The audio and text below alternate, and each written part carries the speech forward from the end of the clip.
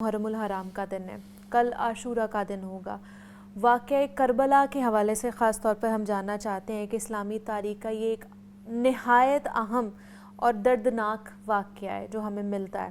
آپ ہمیں واقعہ کربلا کے پیغام کے حوالے سے بتائیے گا کہ واقعہ کربلا سے ہمیں کیا پیغام حاصل ہوتا ہے؟ بسم اللہ الرحمن الرحیم نحمدہ ونصلی ونسلم علی رسولہ الکریم۔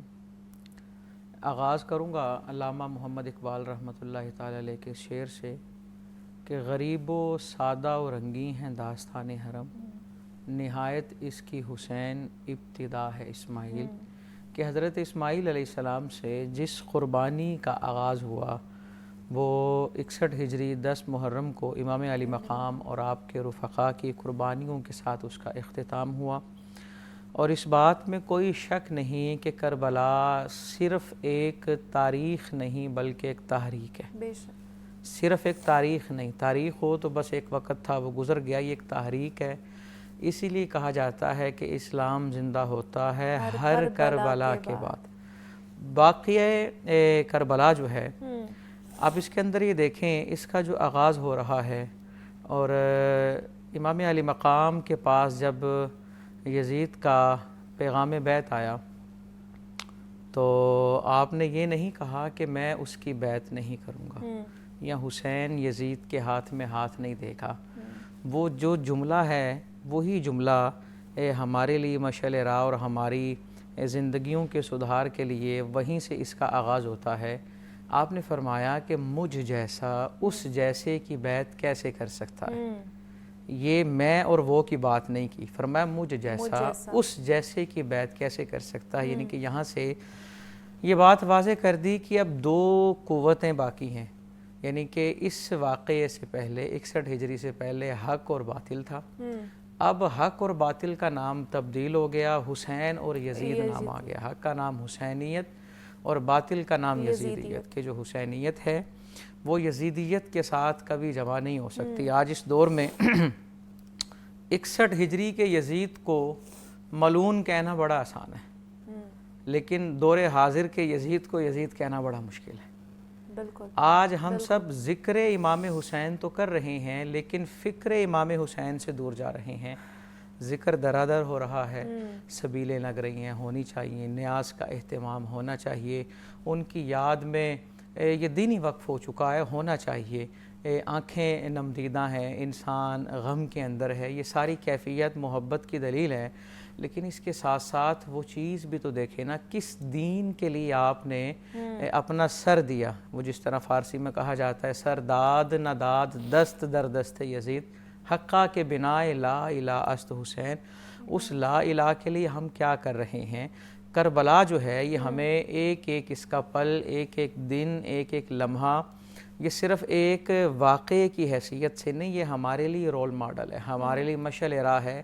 ایک ایک شہید کا جو کردار ہے وہ ہمارے لیے مشعل راہ، اور یہی بات ہمیں سمجھائی جا رہی ہے۔ کچھ لوگ، ایک بڑی شاندار تحریر ایک محرر نے لکھی، وہ کہتے ہیں سوال یہ بنتا ہی نہیں ہے کہ جب کچھ لوگ بیعت کر چکے یزید کی تو امام علی مقام کیوں نہیں کر رہے؟ وہ کہتے ہیں سوال یہ بنتا ہے جب امام نے بیعت نہیں کی تو باقی کیوں کر رہے ہیں؟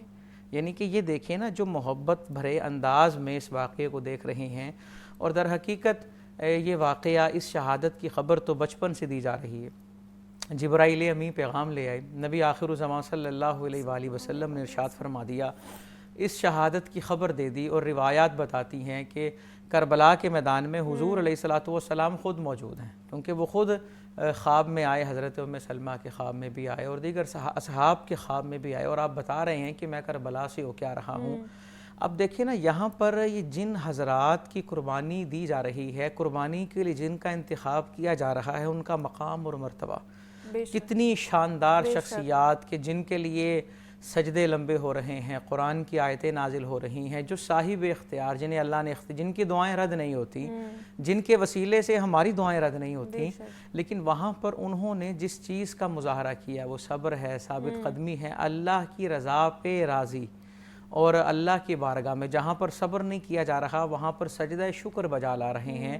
یہ سارے ہمارے لیے درس ہیں، پیغامات ہیں کہ ہمیں اپنی زندگیوں میں صرف ایسا نہ ہونا کہ محرم شروع 10 محرم یوم عاشور تک ہمیں امام علی مقام یاد رہیں، ہمیں شہدائے کربلا یاد رہیں اور یہ دن گزر جائے، پھر اسی طرح وہی معاملات ہمیں پورا سال یاد ہی نہ آئے، یا 1 ماہ بعد 40 دن بعد پھر یاد آ جائے اور پھر ختم ہو جائے. حالانکہ یہ اس چیز کا نام نہیں ہے. حسینیت کس چیز کا نام ہے؟ یہ ایک دائمی زندگی کا نام ہے، ایک ایسی سوچ کا نام ہے کہ انسان دنیا سے چلا جائے گا لیکن اس کا نام ختم نہیں ہوگا. بڑا خوبصورت ایک شاعر کا شعر اس حوالے سے کہ وہ کہتے ہیں کہ جب کہتے روح سے تم کہتے ہو لبیک حسینہ، پھر دل سے یزیدوں کا یہ ڈر کیوں نہیں جاتا؟ کیا بات. کہتے ہو کہ تم ہو اسوہ شبیر پہ قائم، تو دربار میں کیوں جاتے ہو یہ سر کیوں نہیں جاتا؟ یعنی کہ آج اگر ہم زبانی نام لینے والے کافی بہت سارے لوگ ہیں، ہاتھ کھڑا کروائیں محبت میں سارے ساتھ کھڑے ہیں، لیکن محبت کا اگر عملی ثبوت پیش کرنے کی بات ہے تو بڑا مشکل ہے. اب دیکھیں نا، سارے بیان کر رہے ہیں کہ نماز نہیں چھوڑی، اس حال میں بھی نماز نہیں چھوڑی، کربلا کے میدان میں بھی آخری جب جان جو ہے قفص انصری کی طرف پرواز کر رہی ہے، سر سجدے میں ہے. لیکن سوال میرا خود سے یہ ہے، میں نے کتنے سجدے کیے؟ میرا انداز سجدہ کیا ہے؟ بقول علامہ اقبال، جو میں سر بسجدہ ہوا کبھی تو زمین سے آنے لگی صدا، تیرا دل تو ہے صنم آشنا، تجھے کیا ملے گا نماز میں؟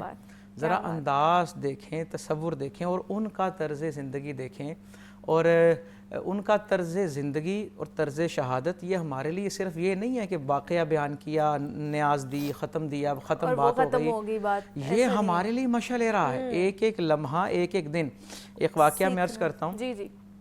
امام علی مقام کے پاس نا ایک عرابی آئے. عرابی کا مطلب گاؤں دیہات کے رہنے والے، اور گاؤں دیہات کے جنہیں بدو کہا جاتا ہے. اور بدوؤں کے حوالے سے یہ بات مشہور ہے کہ ایٹیکیٹس وغیرہ ان کے ہاں نہیں، یہ جو منہ میں آیا جیسے آیا کہہ دیا. لیکن اس عرابی نے آ کر ایسے شاندار انداز میں بات کی کہ آپ کو بڑے بہت خوش ہوئے اور حیران ہوئے کہ ایک عرابی اتنی سمجھداری والی بات کر رہا ہے. اور آ کر اس نے کیا بات کی؟ اس نے اصل میں در حقیقت وہ ایک ضرورت مند ہے اور اپنی ضرورت لے کے آیا ہے، ایک سوال لے کے آیا ہے، مانگنے آیا ہے. اور وہ آ کر ڈائریکٹ مانگ نہیں رہا، بلکہ آ کر وہ عرض کرتا ہے کہ میں نے آپ کے نانا سے یہ حدیث سنی ہے کہ جب ضرورت پڑے تو چند طرح کے لوگ ہیں، ان کے پاس آنا ہے اور ان سے مانگنا، ان کے سامنے دستے سوال رکھنا. ٹھیک ہے. پہلا وہ شخص ہے جی جو حامل قرآن کا بہت علم رکھتا ہو. صحیح. دوسرا وہ شخص ہے جس کو اللہ رب العزت نے مال بھی دیا ہو اور کھلے ہاتھ بھی دیے ہوں. تیسرا وہ شخص ہے جس کو اللہ رب العزت نے ظاہری طور پر بہت حسن عطا کیا ہو. اور چوتھا وہ شخص ہے جو شریف ہو اور عرب نسل سے ہو.